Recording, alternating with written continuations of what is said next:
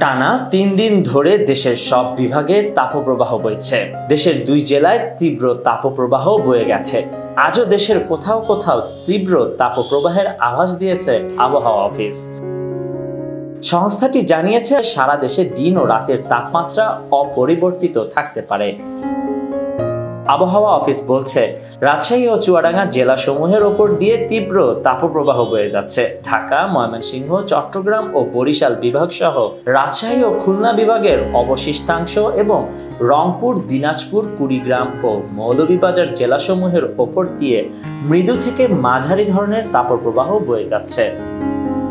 রংপুর, রাজশাহী, ঢাকা, ময়মনসিংহ ও সিলেট বিভাগের ২-১ জায়গায় অস্থায়ীভাবে দমকা হাওয়া সহ বিদ্যুৎ চমকানো, বৃষ্টি, বজ্রসহ বৃষ্টি হতে পারে। এ সময় সারা দেশে দিনের তাপমাত্রা প্রায় অপরিবর্তিত থাকতে পারে এবং রাতের তাপমাত্রা সামান্য বৃদ্ধি পেতে পারে। সারা দেশে চলমান তাপপ্রবাহ অব্যাহত থাকতে পারে।